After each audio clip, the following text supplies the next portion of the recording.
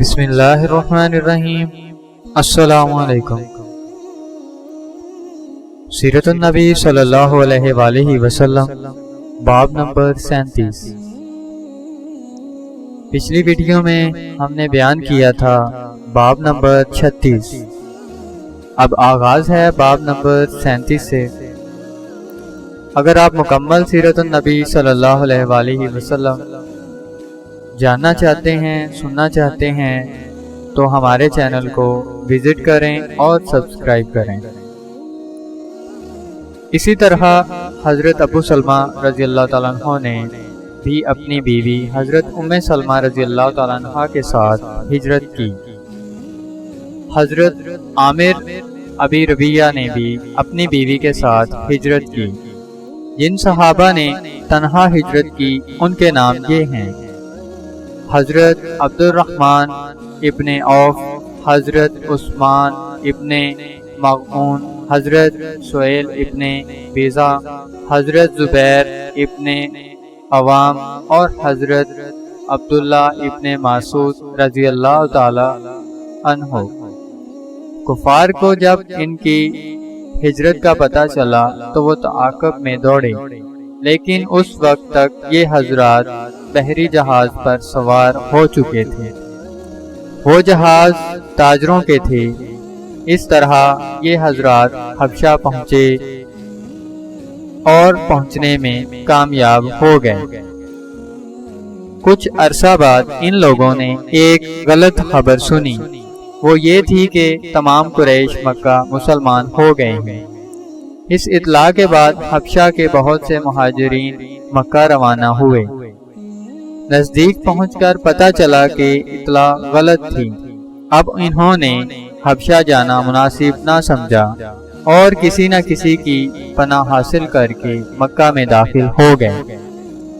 پناہ حاصل کرنے والے ان مہاجرین نے جب اپنے مسلمان بھائیوں پر اسی طرح بلکہ پہلے سے بھی زیادہ ظلم و ستم دیکھا تو انہیں یہ گوارا نہ ہوا کہ ہم پناہ کی وجہ سے اس ظلم سے محفوظ رہیں، لہٰذا انہوں نے اپنی پناہ لوٹا دی اور کہا کہ اپنے بھائیوں کے ساتھ ظلم و ستم کا سامنا کریں گے۔ حضرت عمر رضی اللہ تعالیٰ عنہ اس وقت تک اسلام دشمنی پر کمر باندھے ہوئے تھے۔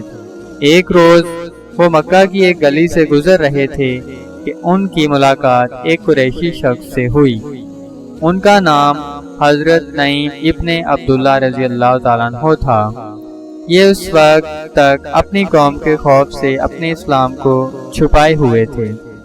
حضرت عمر رضی اللہ تعالیٰ عنہ کے ہاتھ میں تلوار تھی۔ یہ پریشان ہو گئے۔ ان سے پوچھا کہ کیا ارادہ ہے؟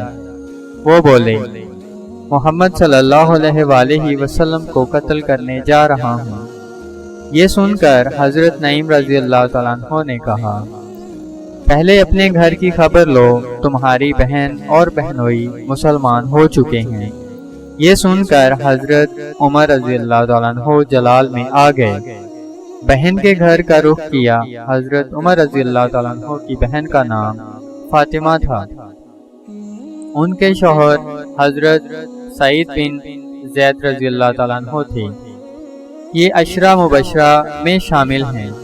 حضرت عمر رضی اللہ تعالیٰ عنہ کے چچا زاد بھائی بھی تھے۔ ادھر خود حضرت سعید کی بہن حضرت عاتکہ رضی اللہ تعالیٰ عنہ حضرت عمر رضی اللہ تعالیٰ عنہ کی بیوی تھی۔ بہن کے دروازے پر پہنچ کر انہوں نے دستک دی۔ اندر سے پوچھا گیا کون ہے؟ انہوں نے اپنا نام بتایا تو اندر ایک لخت خاموشی چھا گئی۔ اندر اس وقت حضرت خباب بن ارت رضی اللہ تعالیٰ عنہ انہیں قرآن پڑھا رہے تھے۔ انہوں نے فوراً قرآن کے اوراق چھپا دیے۔ حضرت فاطمہ رضی اللہ تعالیٰ عنہ نے اٹھ کر دروازہ کھولا۔ عمر رضی اللہ تعالیٰ عنہ فوراً بولے، اے اپنی جان کی دشمن، میں نے سنا ہے تو بے دین ہو گئی ہے۔ ساتھ ہی انہوں نے انہیں مارا۔ ان کے جسم سے خون بہنے لگا۔ خون کو دیکھ کر بولے، عمر تم کچھ بھی کر لو، میں مسلمان ہو چکی ہوں۔